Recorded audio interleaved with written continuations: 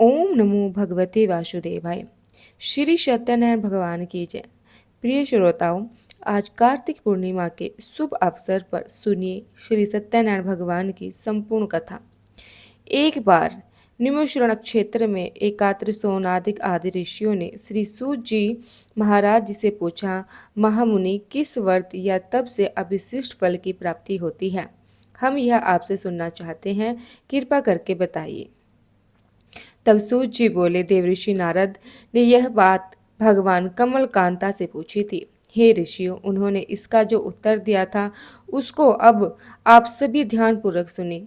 एक दिन दूसरों पर कृपा करने वाले योगी नारद जी विविध लोकों में घूमते हुए मृत्यु लोक में आए।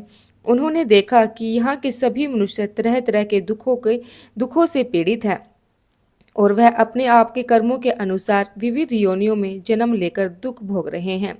तब वे सोचने लगे कि किस उपाय से इन सभी का दुख निश्चित रूप से दूर हो सकता है।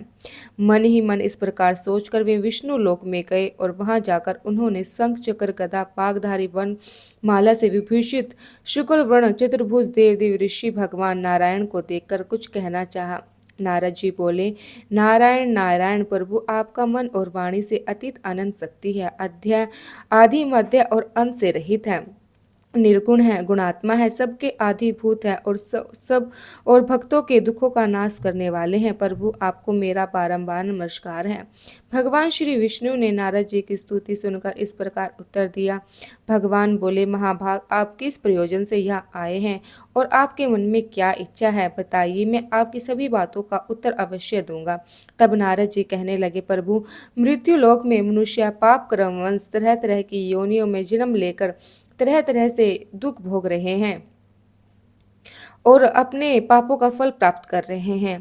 हे नाथ, उनके में सभी कलेश व सारे दुख बड़ी आसानी से कैसे दूर हो सकते हैं? यदि मुझ पर आपकी विशेष कृपा है तो वह उपाय जरूर बतलाए।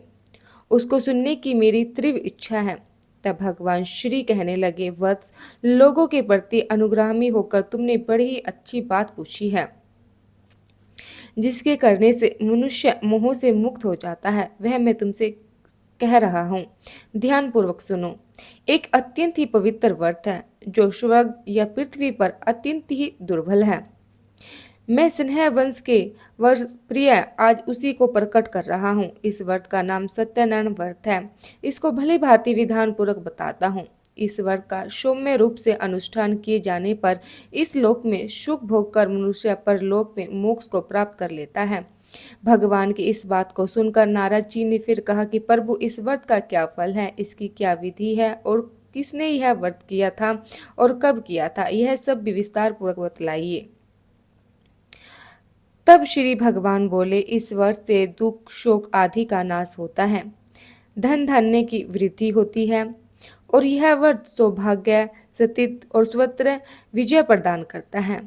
मनुष्य भक्ति श्रद्धा के साथ जिस दिन किसी दिन यह व्रत कर सकता है, परंतु सत्यनारायण देव निष्मुख अर्थात संध्या के समय पूजे जाने पर संतुष्ट होते हैं। धर्म के परायण मनुष्य ब्राह्मण और बंधु बांधवों के साथ यह व्रत करे, भक्ति के साथ भोग लगाए। भोग उत्तम पदार्थ का होना चाहिए। भोग सवा के हिसाब से, जैसे सवा छठ का सवा पाव या सवा सेर आदि का होना चाहिए।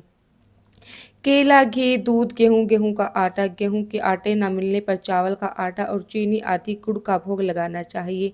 ये सभी चीजें राम के सवा के हिसाब से होनी चाहिए और सबको एकत्रित करके निवेदन करना चाहिए। फिर लोगों के घर के साथ कथा सुनकर योग्य ब्राह्मणों को दक्षिणा देनी चाहिए। इसके बाद ब्राह्मणों को प्रसाद खिलाकर अपने बंधु बांधवों सहित भक्ति पूर्वक खुद भी प्रसाद ग्रहण करना चाहिए और भगवान के सामने प्रेम पूर्वक होकर नाचना और गाना चाहिए। इसके बाद स्तुति करके श्री सत्यनारायण भगवान का स्मरण करते हुए घर जाना चाहिए। इस प्रकार करने से मनुष्यों को निश्चय ही मनवांछित फल की प्राप्ति होगी। विशेषकर इस कलयुग में तो सत्यनारायण व्रत के अलावा पृथ्वी पर अभिषेक सिद्धि का और कोई उपाय है ही नहीं। पूर्व काल में एक ब्राह्मण इस व्रत को करके कृतार्थ हो गया। अब उनकी कथा कहता हूँ, सुनिए। काशीपुरी ग्राम में एक निर्धन ब्राह्मण रहा करता था। वह भूख प्यास से व्याकुल होकर सदा पृथ्वी पर भटका करता था। ब्राह्मणों को दुखी देखकर ब्राह्मण प्रिय भगवान वृद्ध ब्राह्मण का रूप बनाकर उनके पास गए और उन्होंने बड़े आदर के साथ पूछा, हे ब्राह्मण देवता, आप किसके लिए इतने अत्यंत ही दुखी होकर सारी पृथ्वी पर भटक रहे हैं? अगर आपकी इच्छा हो तो सारी बातें मुझसे कहिए, मैं सुनना चाहता हूँ। ब्राह्मण ने कहा, मैं बड़ा ही गरीब हूँ और भीख मांगने के लिए मुझे इस प्रकार भटकता रहता हूँ। आप कोई उपाय जानते हो? हे प्रभु, कृपा पूर्वक मुझे बतलाइए। वृद्ध ब्राह्मण ने कहा, सत्यनारायण विष्णु भगवान मनचाहा फल देते हैं। ब्राह्मण, आप श्री सत्यनारायण भगवान का उत्तम व्रत करें। मनुष्य इस व्रत को करने से सभी दुखों से मुक्त हो जाता है। भगवान बोले। वृद्ध बने हुए वे सत्यनारायण ब्राह्मण को आदर पूर्वक व्रत की पूरी विधि बतलाकर वहां से अंतर ध्यान हो गए। इसके बाद वह ब्राह्मण मन ही मन भगवान का चिंतन करते हुए अपने घर को लौटा। उन्होंने कहा कि श्री नारायण ने ही मुझको यह व्रत बतलाया है, इसलिए मैं इस व्रत को अवश्य रखूंगा। ब्राह्मण इस सोच विचार में रहा कि उनको रात में नींद नहीं आई। प्रातःकाल उठते ही सबसे पहले न सत्यनारायण व्रत करूंगा, यह संकल्प करके वह ब्राह्मण भिक्षा के लिए चल दिया। उस दिन ब्राह्मण को और दिन के अपेक्षा अधिक धन प्राप्ति हुई। उसके द्वारा उन्होंने बंधु बांधवों के साथ सत्यनारायण भगवान का व्रत किया और उसके व्रत के प्रभाव से वे श्रेष्ठ ब्राह्मण सभी दुखों से छूटकर संपूर्ण संपत्ति से संपन्न हो गए। तभी से वह हर महीने श्री सत्यनारायण व्रत करने लगा। श्री भगवान ने आगे कहा, देव ऋषि, वह उत्तम ब्राह्मण वृद्ध रूपी धारी नारायण के द्वारा व्रत को जानकर सभी पापों से मुक्त हो गए और उन्होंने दुर्लभ मोक्ष की प्राप्ति की। हे नारद, जिस समय इस व्रत का पृथ्वी में प्रचार होगा, उसी समय मनुष्य के सभी दुख नष्ट हो जाएंगे। श्री सूत जी बोले, हे ऋषियों, नारायण ने महात्मा नारद को जैसे कहा था, ठीक वैसे ही मैंने आप लोगों से कह दिया। अब और क्या कहूँ? तब ऋषियों ने पूछा, इसके बाद पृथ्वी पर इस व्रत का अनुष्ठान किस मनुष्य ने किया है? मुनि, यह सब हम सुनना चाहते हैं। इस विषय में हमारे मन में बड़ी ही श्रद्धा हो रही है। तब श्री सूत जी कहने लगे, मुनियों, उसके बाद पृथ्वी पर किसने यह व्रत किया था, अब यह भी सुनो। एक दिन वह श्रेष्ठ ब्राह्मण अपने बंधु बांधवों के सहित अपने वैभव के अनुसार व्रत कर रहे थे। उसी समय वहां एक लकड़हारा आया। लकड़हारे ने लकड़ी बाहर रख दी और वह ब्राह्मण के घर के अंदर चला गया। उस समय वह प्यास से पीड़ित था। उन्हें ब्राह्मण को कार्य में लगा देखकर प्रणाम करके उसने पूछा, महाराज, आप यह क्या कर रहे हैं? ब्राह्मण ने कहा, यह श्री सत्यनारायण भगवान का व्रत है। यह व्रत दुख दरिद्रता का नाश करने वाला है और सभी प्रकार की इच्छित वस्तुओं को देता है। पुत्र पौत्र आदि की वृद्धि करता है। इस व्रत के प्रभाव से ही धन धान्य आदि महान समृद्धि से मेरा घर भर गया है।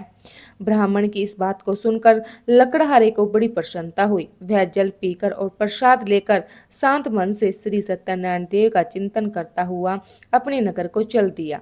उसके मन ही मन कहा कि आज लकड़ियों के बेचने पर जो कुछ भी मिलेगा उसी के द्वारा मैं सत्यदेव का यह उत्तम व्रत करूंगा। इस प्रकार मन में विचार कर कर वह लकड़ियों के बोझ को सिर पर उठाकर नगर में धनियों के रमणीय स्थान में पहुंच गया। आज लकड़हारे को लकड़ियों का दुगना दाम मिला। उसका मन प्रसन्न हो गया। वह पके हुए केले, चीनी, घी, दूध और गेहूं का आटा सब वस्तुएं सभा के हिसाब से लेकर घर पहुंचा। इसके बाद बंधु बांधवों को निमंत्रण देकर उसने विधि पूर्वक यह व्रत किया। इस व्रत के पुण्य प्रभाव से वह लकड़हारा धन और पुत्र से संपन्न हो गया तथा इस लोक में सभी सुख भोग कर अंत में सत्यपुरी अर्थात वैकुंठ लोक को प्राप्त हुआ। श्री सूत जी महाराज कहने लगे, ऋषियों, अब एक और घटना कहता हूँ, सुनो। पूर्व काल में उल्मक नामक एक जितेंद्रिय सत्यवादी प्रबल पराक्रमी राजा थे। वे बुद्धिमान राजा प्रतिदिन भगवान के मंदिर में जाते और धन देकर ब्राह्मणों को संतुष्ट करते। उनकी पत्नी का नाम था भद्रशिला। वह सरोजवंद प्रमुख और पति परायण सती थी। राजा रानी के पास के साथ समुद्र के तट पर जाकर श्री सत्यनारायण का व्रत किया करती थी। एक दिन जब राजा व्रत कर रहे थे तो एक साधु नामक वाणिक वहां आया। वह व्यापार के लिए नाना प्रकार के रत्न आदि पदार्थों को अपनी नौका में भरकर लाया। वाणिक समुद्र के किनारे नाव को खड़ी करके तट के ऊपर आया और व्रत करते हुए राजा को देखकर उनसे विनम्र पूर्वक पूछा। साधु ने कहा, राजन, भक्त युक्ति मन से आप यह क्या अनुष्ठान कर रहे हैं? इस समय मेरी इसको जानने की इच्छा है, इसलिए आप मुझे समझाकर कहिए। राजा बोले, साधु, मैं अपने बंधु बांधवों के साथ अतुलनीय तेज युक्त भगवान श्री विष्णु की पूजा कर रहा हूँ। मेरा यह व्रत पुत्र आदि को प्राप्ति के लिए है। इसके बाद साधु ने राजा को आदर पूर्वक प्रणाम करके कहा, राजन, इस व्रत की संगोपांग विधि आप मुझे बतलाइए, क्योंकि मैं यह व्रत करना चाहता हूँ। मेरी भी संतान नहीं है। इस व्रत से मुझे निश्चय ही संतान की प्राप्ति होगी। ऐसा कहकर उस वाणिक अर्थात व्यापारी ने राजा से व्रत की विधि अच्छी तरह पूछकर वहां से प्रस्थान किया। आपने अपने व्यापार का काम पूरा करके वह आनंद के साथ घर लौट आया। कुछ ही दिनों के बाद उसकी पतिव्रती पत्नी गर्भवती हुई और समय आने पर उसने एक बहुत ही सुंदर कन्या को जन्म दिया। कन्या शुक्ल पक्ष की चंद्रमा की तरह दिनों दिन बढ़ने लगी। व्यापारी ने उसका जात कर्म आदि संस्कार करवाकर उसका नाम कलावती रखा। इसके बाद वाणिक पत्नी लीलावती ने मधुर वचनों में एक दिन अपने पति से कहा, स्वामी, अपने पूर्व में जो सत्यनारायण व्रत की प्रतिज्ञा की थी, अब उसे पूरा क्यों नहीं कर रहे? साधु ने उत्तर दिया, प्रिय, मैं अपनी पुत्री कलावती के विवाह के समय अब सत्यनारायण व्रत का व्रत करूंगा। पत्नी के इस प्रकार आश्वासन देकर वह साधु वाणिक समुद्र के तट की ओर चला गया। इधर पिता के घर में कलावती बढ़ने लगी। उसके बाद धर्म के जानने वाले पिता ने जब अपनी पुत्री को विवाह के योग्य देखा, तब अपने बंधु बांधवों से परामर्श करके साधु ने वर ढूंढने के लिए दूत को भेजा। दूत साधु का आदेश पाकर कंचन नगर को गए और वह कलावती के योग्य एक उत्तम वर की खोज करके वहां से एक उसने वाणिक पुत्र को अपने साथ लेकर वापस लौटे। साधु वाणिक और उसके सुंदर सुगैणी वाणिक कुमार को देखकर बहुत ही प्रसन्न हुए और अपने जात बंधुओं के साथ मिलकर बड़ी प्रसन्नता से यथाविधि अपनी कन्या को उसको अर्पित कर दिया, अर्थात उसके साथ उसका विवाह करा दिया। दुर्भाग्यवश कलावती के विवाह के समय भी वाणिक उस उत्तम व्रत की बात भूल गया। इससे श्री सत्यनारायण भगवान उस पर रुष्ट हो गए। कुछ दिनों के बाद वह व्यापार में निपुण व्यापारी और अपने श्रीमान जमात अर्थात दामाद को लेकर व्यापार के लिए बाहर गया और राजा चंद्रकेतु के राज्य के समुद्र के पास ही रमणीय रत्नेश्वर नगर में जा पहुंचा। वहां एक पुरी बनाकर वह अपने व्यापार करने लगा। उसी समय भगवान सत्यनारायण ने साधु को मिथ्यावादी जानकर उसे श्राप देते हुए कहा, आज से कुछ दिनों में तुम ही दुख प्राप्त हो जाओगे। इधर उसी दिन से एक चोर ने राजमहल में धन चुराया। चुराया हुआ धन लेकर साधु के मकान के बगल के रास्ते से वह चोर जा रहा था। उसने घूमकर पीछे की ओर देखा। राजा के दूत उसके पीछे पीछे ही दौड़कर आए। वह डर गया और चुराए हुए धन को वहीं छोड़कर जल्दी से भाग गया। दूत ने आकर देखा कि साधु व्यापारी के घर के पास राजा के धन पड़ा हुआ है। तब उन्होंने जामात के साथ उस साधु व्यापारी को पकड़ लिया और उन दोनों को बांधकर बड़ी प्रसन्नता से तुरंत राजा के पास लेकर जाकर कहा, हे प्रभु, दोनों चोर पकड़ कर लाया हूँ, इन्हें देखिए और आज्ञा दीजिए कि क्या किया जाए। इसके बाद राजा की आज्ञा से दूतों ने दोनों व्यापारियों को अच्छी तरह बांधकर बड़ी कठिन कारावास में डाल दिया। उस समय उनके संबंध में कोई भी विचार नहीं किया गया। उन दोनों ने बहुत कुछ कहा कि सत्यनारायण भगवान की माया से किसी ने उनकी एक भी नहीं सुनी। इसके बाद राजा चंद्रकेतु ने उनकी सारी धन संपत्ति को छीन लिया। इधर सत्यदेव के श्राप से घर में लीलावती और कलावती भी दुखी हो गई। घर में जो कुछ भी धन संपत्ति थी चोरों ने चुरा ली। लीलावती मानसिक और शारीरिक दुखों से भूख प्यास से पीड़ित होकर दाने दाने की चिंता में नगर में घर घर भटकने लगी। इस प्रकार कलावती भी प्रतिदिन अन्न के लिए भटकने लगी। एक दिन भूख से व्याकुल कलावती घर से निकली किसी ब्राह्मण के घर पहुंची। उसने वहां देखा कि श्री सत्यनारायण भगवान का व्रत हो रहा है। वह वहां पर बैठ गई और कथा सुनकर उसने भगवान से मनोरथ पूर्ति के लिए प्रार्थना की। इसके बाद प्रसाद लेकर उसी रात को वह अपने घर लौट आई। लीलावती ने अपनी कन्या से बहुत डट कर कहा कि बेटी, तू इतनी रात तक कहाँ थी? तेरे मन में क्या है? कलावती ने उत्तर दिया, माता, ब्राह्मण के घर सत्यनारायण भगवान का व्रत था। मैं उसी को देख रही थी। श्री सत्यनारायण भगवान की यही व्रत सभी मनोरथ को पूर्ण करने वाला है। अपनी कन्या की बात सुनकर लीलावती भी यह व्रत करने को तैयार हो गई और उस साधु पत्नी ने अपनी सहृद बिंदुओं के साथ श्री सत्यनारायण भगवान का व्रत रखा। मेरे स्वामी और दामाद शीघ्र घर लौट आए। श्री सत्यनारायण भगवान ने उसने बार बार इस वरदान के लिए प्रार्थना की कि कहा, प्रभु मेरे पति और दामाद का अपराध क्षमा कर दीजिए। तब वाणिक पत्नी के व्रत से भगवान सत्यनारायण प्रसन्न हो गए। उन्होंने श्रेष्ठ राजा चंद्रकेतु के स्वप्न में दर्शन देकर कहा कि राजन, सवेर होते ही इन दोनों व्यापारियों को छोड़ देना और उनका जो धन तुमने छीना है उसे 2 गुना कर देना, नहीं तो मैं तेरे राज्य और पुत्र को के साथ तुम्हारा नाश कर दूंगा। राजा को संपन्न में इतना कहकर प्रभु अंतर्ध्यान हो गए। प्रातःकाल होते ही वह राजा अपनी सभा में गया। अपने स्वजनों के साथ वहां बैठकर उन्होंने दूध को आज्ञा दी और अभी जाकर उन दोनों बंदी महाजनों को तुरंत कैद से मुक्त करा दिया। राजा की आज्ञा पाकर दूतों ने दोनों व्यापारियों को मुक्त कर दिया और उन्हीं के साथ लेकर विनयपूर्वक राजा से कहा कि महाराज, दोनों व्यापारियों की हथकड़ी बड़ी खोलकर हमें उन्हें यहाँ ले आए हैं। उसी समय उन दोनों के मन में पुरानी बातें याद आई और भगवान सत्यनारायण की महिमा को याद करके वे दोनों व्यापारी विस्मय और भय से विफुल हो गए। उन्होंने राजा चंद्रकेतु को प्रणाम किया। राजा ने भी उन्हें देखकर बड़े आदर से कहा, देववंश, तुम्हें यह महान कष्ट भोगना पड़ा, अब तुम्हें कोई भय नहीं है, तुम दोनों को मुक्त कर दिया जाएगा। इसके बाद राजा चंद्रकेतु ने सोने और रत्न से बने हुए गहनों के द्वारा दोनों व्यापारियों को सुशोभित किया। बड़ी मीठी वाणी से उनको अति सुख पहुंचाया और छीने हुए धन से दुगना धन देकर उनसे कहा, साधु अब अपने घर जाओ। साधु ने राजा को प्रणाम करके कहा, राजन, आपकी कृपा से मैं घर जाने में समर्थ हो सका हूँ। उस समय साधु ने मंगलाचार करते हुए यात्रा आरंभ की।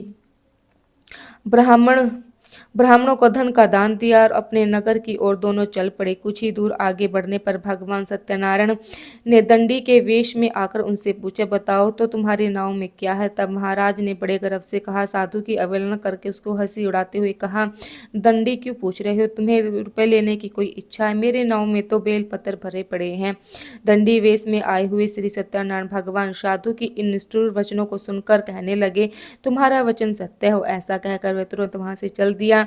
दंडी के कुछ दूर जाने पर साधु भी समुद्र के किनारे पहुंचकर और नित्य आदि क्रिया आदि करके हुए जब वह अपनी नाव पर गया तो उसने देखा कि नाव में तो लता और बेल पत्थर भरे पड़े। यह देखकर उसको बड़ा ही आश्चर्य हुआ और वह मूर्छित होकर धरती पर गिर पड़ा। थोड़ी देर के बाद जब होश में आया तो बड़ी चिंता में डूब गया। अपने ससुर की यह दशा देखकर दामाद ने उनसे कहा कि आपने किसके लिए शोक कर रहे हैं, यह सब तो दंडी महाराज जी के श्राप का फल है। वे सब कुछ करने में सामर्थ है, वे ही ऐसा कर सकते हैं।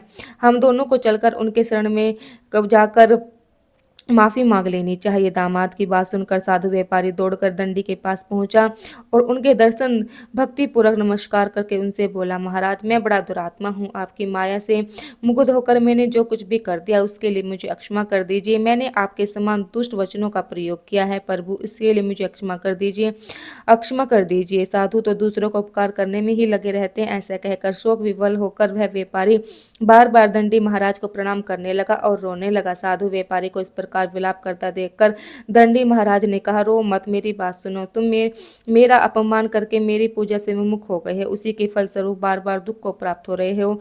भगवान के इस प्रकार वचनों को सुनकर साधु व्यापारी ने भगवान की स्तुति की। वह प्रणाम करके बोला, हे प्रभु, ब्राह्मण आदि स्वर्गवासी देवता आपकी माया से मोहित होकर आपकी आश्चर्यमय रूप और गुणों को नहीं जान पाता। मैं भी आपकी माया से मोहित हूँ, इसलिए मैं भला आपको कैसे जान सकूंगा। आप प्रसन्न हो जाए प्रभु, मैं अपने वैभव अपनी सामर्थ्य के अनुसार आपकी पूजा अब अवश्य करूंगा। मैं आपकी शरण में हूँ, मुझे पुत्र और धन दीजिए, मेरी रक्षा कीजिए। साधु व्यापारी के इस प्रकार भक्ति युक्त वचनों को सुनकर भगवान जनार्दन संतुष्ट हो गए और साधु को मनचाहा वरदान देकर वहीं अंतर ध्यान हो गए। इसके बाद साधु ने नाव पर चढ़कर देखा तो नाव में रत्न आदि से भरी हुई थी। सत्यनारायण भगवान की कृपा से मुझे मनवांचित फल मिल गया। ऐसा कहकर साधु ने अपने मित्रों के साथ विविध नारायण भगवान की पूजा की और बड़े हर्ष के साथ यात्रा आरंभ करी। बड़ी तेजी से नाव चलाकर वे दोनों अपने देश में जा पहुंचे। साधु ने अपने दामाद से कहा, बस देखो, मेरी नगरी दिखाई दे रही है। इसके बाद साधु ने अपने रखवाले दूत को नगर में भेज दिया। दूत ने साधु की पत्नी लीलावती के पास जाकर हाथ जोड़कर प्रणाम करते हुए कहा, आपके पति तरह तरह के रतन धन के साथ अपने दामाद और सुमित्रों से घिरे हुए हैं। स्वाति वाणिक पत्नी दूत के मुख से अपने पति और दामाद को आने की समाचार सुनकर बड़ी ही प्रसन्न हुई और सत्यनारायण भगवान की पूजा करके उसने अपनी पुत्री से कहा, पुत्री, मैं अपनी पति और दामाद के स्वागत के लिए जाऊंगी, तुम भी तुरंत मेरे साथ चलो। माता की बात सुनकर कलावती ने श्री सत्यनारायण भगवान का व्रत किया, किंतु प्रसाद ग्रहण के बिना ही वह पति के सामने चल पड़ी। इससे सत्यनारायण भगवान नष्ट रुष्ट हो गए। धन रतन दामाद को लेकर नौका जल में अदृश्य हो गई। कलावती ने जब अपने पति को नहीं देखा तब वह शोक से अत्यंत ही व्याकुल होकर रोती हुई विलाप करती हुई धरती पर गिर पड़ी। वह अपने पति और नाव को न देखने से अत्यंत ही शोकातुर थी। पुत्री की इस दशा को देखकर साधु व्यापारी बहुत डर गए। उसने सोचा कि यह तो बड़ा आश्चर्य है। नाव खेलने वाला भी बड़ा चिंता करने लगा। वह सब देखकर पतिव्रते लीलावती अत्यंत ही दुख से व्याकुल होकर विलाप करते हुए अपने पति से कहने लगी, स्वामी, मैंने अभी अभी अपने दामाद को देखा था। क्षण क्षण में नौका ही के साथ दामाद भी अदृश्य हो गए। अब वह कहीं भी नहीं दिख रहे हैं। पता नहीं किस देवता ने उन्हें इस प्रकार हरण कर लिया है। आप क्या भगवान सत्यनारायण के प्रभाव को नहीं जानते? लीलावती के इस प्रकार कहकर विलाप करने लगी। उसी के साथ सारे बंधु बांधव भी रोने लगे। लीलावती अपनी पुत्री को गोद में लेकर विलाप करने लगी। पुत्री कलावती ने स्वामी को डूबा हुआ जानकर बड़े ही दुख हृदय से पति के पादुकों को लेकर सती होने का निश्चय किया। धर्म को जानने वाले साधु व्यापारी अपनी पुत्री की स्थिति को देखकर अपनी पत्नी के साथ शोक से व्याकुल हो गए। अपने मन ही मन सोचा निश्चय कि सत्यनारायण भगवान की माया के द्वारा ही मेरे दामाद भी हरे गए हैं। मैं अपने वैभव के अनुसार सत्यनारायण भगवान की पूजा करूंगा। साधु ने वहां सब लोगों को बुलाकर यह बात कही। अपनी इच्छा प्रकट करते हुए धरती पर दंडी की तरह गिरकर वह बार बार सत्यनारायण भगवान को प्रणाम करने लगे। इससे सत्यनारायण भगवान प्रसन्न हो गए। उन्होंने आकाश से साधु के प्रति कहा, साधु, तुम्हारी कन्या मेरे भोग का अपमान करके पति को देखने के लिए आई थी। इसी कारण उसके पति अदृश्य हो गए। अब वह घर जाए, प्रसाद ग्रहण करके लौट कर आए, तब वह अवश्य ही उसके पति का सुख प्राप्त हो गया, इसमें कोई संदेह नहीं है। वाणिक पुत्री कलावती ने आकाश से प्राण दान करने वाली आकाशवाणी सुनी और सुनकर तुरंत ही वह अपने घर चली गई। वहां जाकर उसने प्रसाद ग्रहण किया। इसके बाद जब वह लौट कर आई तब उसने अपनी पति को नाव और समस्त बंधुओं को देखकर अत्यंत ही सुखी हुई। उसने अपने पिता से कहा कि पिताजी, आइए हम घर चलते हैं, अब देर क्यों कर रहे हैं? पुत्री की इस बात को सुनकर वह व्यापारी प्रसन्न हो गया और विधि विधान के साथ भगवान सत्यनारायण की पूजा करके धन रतन और बंधुओं के साथ लेकर वह अपने घर पहुंचा। इसके बाद हर संक्रांति और पूर्णिमा को यदि विधि द्वारा सत्यनारायण भगवान की पूजा करते हुए इस लोक में सुख होकर अंत में सत्यपुर को प्राप्त हो गए। श्री सूत जी बोले, श्रेष्ठ मुनियों में एक और सुनिए। पूर्व काल में वंशध्वज नामक एक प्रजा पालन में तत्पर राजा थे। उन्होंने सत्यनारायण भगवान के प्रसाद का परित्याग किया था, इसलिए वे दुख को प्राप्त हुए। एक दिन राजा ने वन में जाकर तरह तरह की हिरणों का शिकार किया। फिर वह जब विश्राम के लिए बरगद के वृक्ष के नीचे आए तब उन्होंने देखा कि ग्वाले बड़े संतुष्ट मन से मित्रों के साथ भक्ति पूर्वक श्री सत्यनारायण भगवान की पूजा कर रहे हैं। तब राजा ने सत्यनारायण भगवान की पूजा होती देखी, किंतु घमंड के कारण ना तो वहां गए ना ही प्रणाम किया। ग्वाले राजा के पास प्रसाद रखकर आ गए और पूजा की जगह आकर प्रसाद लेकर अपने अपने घर को चल दिए। राजा ने प्रसाद नहीं लिया, इसलिए वे बड़े दुख में पड़ गए। उनके 100 पुत्र मर गए, धन धान्य आदि सभी नष्ट हो गया। तब उन्होंने सोचा कि अवश्य ही सत्यदेव ने मेरा सब कुछ नष्ट कर दिया, इसलिए जिस स्थान पर ग्वाले पूजा कर रहे थे अब मैं वहां जाऊंगा। राजा ने मन ही मन ऐसा निश्चय किया और ग्वालों के पास जाकर उनके साथ भक्ति श्रद्धा पूर्वक यथा विधि द्वारा भगवान सत्यनारायण की पूजा की। तब भगवान की कृपा से धन पुत्र आदि से फिर से संपन्न हो गए और इस लोक में सभी सुख भोग कर अंत में श्री वैकुंठ लोक को गए। श्री सत्यनारायण व्रत की कथा समाप्ति। सभी प्रेम से बोले सत्यनारायण भगवान की जय।